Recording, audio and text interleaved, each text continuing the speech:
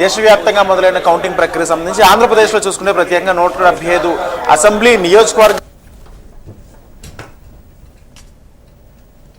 201 counting కేంద్రాల్లో 33 చోట్ల ఈ కౌంటింగ్ ప్రాంతం అయితే మొదటిగా ఇప్పుడు పోస్టల్ బ్యాలెట్లు ప్రారంభమైంది. పోస్టల్ బ్యాలెట్లో ప్రధానంగా చెల్లని ఓట్లు ఎక్కువగా వస్తున్నట్లు తెలుస్తుంది. ఈ అంశం ఇటు అభ్యర్థుల్లో ఆందోళన బ్యాలెట్లు వేసిన ఈ పోస్టల్ బ్యాలెట్ చెల్లని ఓట్లు ఎక్కువగానే బయటకు పడుతున్న పరిస్థితి కనిపిస్తుంది.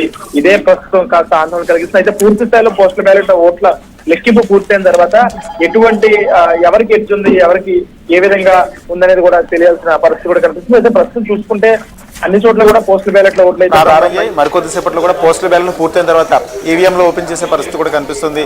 ఇటు ఇప్పటికే ఉదయం నుంచి కూడా కౌంటింగ్ సంబంధించి అన్ని ఏర్పాట్లు చేసిన నేపథ్యంలో అభ్యర్థులు కూడా వెళ్ళి చేశారు. అయితే ప్రస్తుతం లీడ్స్ కూడా పోస్టల్ బ్యాలెట్ సంబంధించి లీడ్స్ కనపడుతున్నాయి. ఈ లీడ్స్ కూడా ప్రధానంగా పోస్టల్ బ్యాలెట్లో ఈ చెల్లని ఓట్లు అనేది అంశం చాలా తలనొప్పిగా మారిందని అనుకోవచ్చు. ఇటు అధికారులు కూడా కాస్త క్లిష్టతరమైన అంశంగానే ఉంది. ఆ పోస్టులని క్యాలిక్యులేట్ చేయడం, వ్యాలిడా ఇన్వాలిడా అది చేయడం కూడా కొంచెం సమస్యాత్మక ఇష్యూగానే ఉంది. అయితే దానికి సంబంధించి కూడా అధికారులు పూర్తి స్థాయిలో చాలా క్షుణ్ణంగా పరిశీలిస్తున్నారు. ఎక్కడ ఏ విధమైన అవాంఛనీయ సంఘటనలు జరగకుండా, అంటే ఇటు రాజకీయ పార్టీలు లేకపోతే పోలింగ్ ఏజెంట్లు కూడా దానికి సంబంధించి క్లారిటీగా వాళ్ళు కూడా చూసుకునే అవకాశం ఉంది. కాబట్టి పోస్టల్ బ్యాలెట్లో కొంచెం టైం పట్టే అవకాశం ఉంది. అంటే ఈవీఎంలతో పోలిస్తే పోస్టల్ బ్యాలెట్ అనేది కాస్త పేపర్తో ఉంటుంది. రాజేందర్, ఎక్కడెక్కడ ఈ ఇష్యూ ఎక్కువగా ఉంది? అంటే చెల్లని పోస్టల్ బ్యాలెట్ ఓట్లు అనేవి ఎక్కడెక్కడ మనకు కనిపిస్తున్నాయి?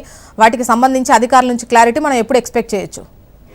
జోష్న కొన్ని ప్రాంతాలు ఉన్నాయి. కాకినాడ పార్లమెంట్ సెగ్మెంట్, అదేవిధంగా Amalapuram parliament segment, Kadapa parliament segment, ఇటువంటి ప్రాంతాలు, ఇంకా నరసాపురం పార్లమెంట్ సెగ్మెంట్, ఈ పార్లమెంట్ సెగ్మెంట్లో కూడా పోస్టల్ బ్యాలెట్లకు సంబంధించి కొన్ని ఇష్యూస్ అయితే రైజ్ అవుతున్నాయి. చెల్లని ఓట్లు బయటపడుతున్నాయి. అయితే ఇప్పటి వరకు ఓపెన్ చేసిన పోస్టల్ బ్యాలెట్లు అయితే మరికొన్ని పోస్టల్ బ్యాలెట్లు కూడా ఓపెన్ చేయాలి. ఓపెన్ చేసిన తర్వాతనే దానికి సంబంధించి క్లారిటీ వచ్చే అవకాశం కనిపిస్తుంది. ఇక మరోపక్క పార్లమెంట్ సెగ్మెంట్లకు సంబంధించి కూడా రమణ మరింత సమాచారం అందిస్తారు. మనతో పాటు రమణ గారు ఉన్నారు. రమణ, చెప్పండి, అంటే పార్లమెంట్ సంబంధించి ఇటు ఆంధ్రప్రదేశ్లో 125 పార్లమెంట్ సెగ్మెంట్లు, అదేవిధంగా ఇటు తెలంగాణ సంబంధించి కూడా అసలు ఏ విధంగా ఉండే ఛాన్స్? ఎగ్జాక్ట్లీ 543 అవుట్ ఆఫ్, అంటే 543లో ఒకటైతే సూరత్ ఏకగ్రీవం ఉంది. 542 మొత్తం టోటల్ సీట్స్. అయితే వీటికి సంబంధించి కూడా పోస్టల్ బ్యాలెట్ చాలా వేగంగానే లెక్క పెడుతున్నారని చెప్పచ్చు. అండ్ లేటెస్ట్ ట్రెండ్ చూసుకుంటే 238 ఎన్డీఏకి అండ్ 152 ఈ ఇండి కూటమికి కూడా ప్రెసెంట్ ఉన్న ట్రెండ్లో మనకు పోస్టల్ బ్యాలెట్లో కనిపిస్తున్నాయి. టోటల్గా చూస్తే కనుక మొత్తం 543 నియోజకవర్గాల్లో 8,360 మంది అభ్యర్థులు పోటీ పడ్డారు. చాలా హోరాహోరీగా సాగినటువంటి ఈ పోరుకు సంబంధించి కూడా ఔర్ ఎక్ బార్ మోడీ సర్కార్ అంటూ కూడా చాలా విస్తృతంగా అటు అధికార పక్షం బాగా ఎక్కువ ప్రచారం చేసింది. అండ్ ఇండి కూటమి కూడా ఖచ్చితంగా మాక్సిమం 295 సీట్స్ మావే అంటూ వాళ్ళు చాలా చాలా విపరీతంగా చెప్పుకొచ్చారు. బట్ మొత్తం ఇప్పుడైతే పోస్టల్ బ్యాలెట్ లో లీడింగ్స్ మనం చూసుకుంటే కనుక ఖచ్చితంగా ఇప్పుడే తాజా అప్డేట్ వచ్చింది.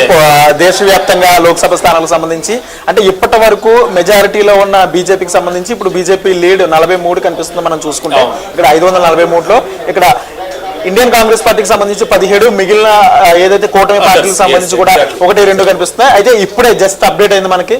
ఇప్పుడు చూసుకోవచ్చు 43 ఉంది. అంటే ఒకటి మూడోసారి గవర్నమెంట్ ఫామ్ చేస్తామని బీజేపీ ఖచ్చితంగా చెప్తుంది. కాదు, ఈసారి కూటమి ఇండి కూటమి అధికారంలోకి వచ్చి తీరుతుందని కూడా ఇండి కూటమి సభ్యులు చెప్తున్నా. ఇక్కడ ఏదైతే ఎగ్జిట్ పోల్స్ ఉన్నాయో అవి కూడా కాస్త గందరగోళ పరిస్థితుల నేపథ్యంలో మెజారిటీ అయితే బీజేపీకి వచ్చిన పరిస్థితి. రాజేంద్ర, నేను అనుకుంటాను ఏపీలో ఉన్నంత గందరగోళం అంటే ఏపీకి గెలుపెవరిది అనేది ఎగ్జిట్ పోల్స్ అసలు చాలా చాలా కన్ఫ్యూజ్ లో వాళ్ళే యాక్యురేట్ గా ఇవ్వలేకపోయారు. సో బట్ కంట్రీ వ్యాప్తంగా అంటే దేశవ్యాప్తంగా చూస్తే మాత్రం టోటల్గా ఖచ్చితంగా ఎన్డీఏ గవర్నమెంట్ అయితే మళ్ళీ ఫామ్ చేస్తుంది, వాళ్ళే గవర్నమెంట్ ఫామ్ చేస్తారని చాలా క్లియర్ కట్గా చెప్తూ ఉన్నారు. ఈ నేపథ్యంలో పోస్టల్ బ్యాలెట్ కూడా చూస్తే కనుక మనం ఇప్పుడు ఇంతకుముందు నేను చెప్పిన ట్రెండ్స్ ప్రకారం చూస్తే 238 అది వేగంగా దూసుకుంటూ వెళుతుంది. అండ్ 152 ఇండి కూటమికి సంబంధించి కూడా మనం టోటల్గా చూడొచ్చు. అదర్స్ 12 ఉన్నాయి. మొత్తం లేటెస్ట్ అప్డేట్స్ అయితే మాత్రం ప్రెసెంట్. కానీ ఇంకొక అంశం తీవ్ర చర్చనీయాంశమైంది. ఉదయం నుంచి ఆంధ్రప్రదేశ్ వ్యాప్తంగా ఈ పోస్టల్ బ్యాలెట్లు చల్లని ఓట్లు ఎక్కువ రావడం. అంటే ఇటు పోస్టల్ బ్యాలెట్లు ఎంప్లాయీలు, ఉద్యోగులు మాత్రమే వేస్తారు. చాలా క్లారిటీగా పోస్టల్ బ్యాలెట్ సంబంధించి ఇన్ఫర్మేషన్ ఇచ్చే అవకాశం ఉంది. కానీ వాళ్ళే వేసే ఓట్లలో చలన ఓట్లు రావడం ఆందోళన కలిగించే అంశం. Little bit confusion. అండ్ ఆ కన్ఫ్యూజన్ లో జరిగిన పొరపాటు అయినా ఉండొచ్చు. సంథింగ్ అంటే ఎక్కడో ఒక లాగ్ అయితే వస్తుంది.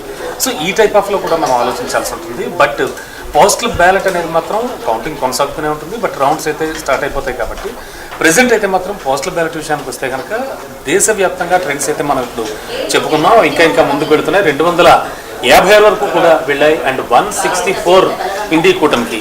మొత్తం పోస్టల్ బ్యాలెట్లో మాత్రం చాలా డిఫరెన్స్ అయితే కనిపిస్తోంది. దేశవ్యాప్తంగా ఎన్డీఏ కూటమి వైపే మొగ్గు చూపుతున్నట్టుగా కూడా మనకి పోస్టల్ బ్యాలెట్ వరకు మనకి తెలియవస్తోంది. కొద్దిసేపట్లో ఇంకా ట్రెండ్స్ అన్ని కూడా మనకి చాలా క్లియర్ కట్ గా తెలుస్తాయి. ఇటు తెలంగాణ చూసుకుంటే ఏ విధంగా ఉండే ఛాన్స్ ఉంది అంటే తెలంగాణలో కాంగ్రెస్ ప్రభుత్వం ఏర్పాటు చేసింది కాబట్టి ఆ ప్రభావం లోక్సభ మీద ఉండే అవకాశం ఉందా, లేదంటే దేశవ్యాప్తంగా కంటిన్యూ అవుతున్న బీజేపీ ట్రెండ్ ఇక్కడ కంటిన్యూ అయ్యే ఛాన్స్ ఉందా? చాలా వరకు బీజేపీ నేతలైతే మాత్రం తెలంగాణలో ఈ ఎన్నికల ప్రచారంలో కావచ్చు అండ్ వాళ్ళు చేసిన డెవలప్మెంట్ కావచ్చు ఇవన్నీ కూడా చెప్పుకుంటూ వచ్చారు. బట్ 2 డిజిట్లో ఖచ్చితంగా మేము వెళ్తామని వాళ్ళు చెప్పడం జరిగింది. అది మనం చాలా సందర్భాల్లో చూసాం. సో అందుకని బీజేపీ రాజేంద్ర తెలంగాణకు సంబంధించి ముఖ్యంగా ఎగ్జిట్ పోల్స్ అంచనాలు కూడా ఒకవైపు బీజేపీ అండ్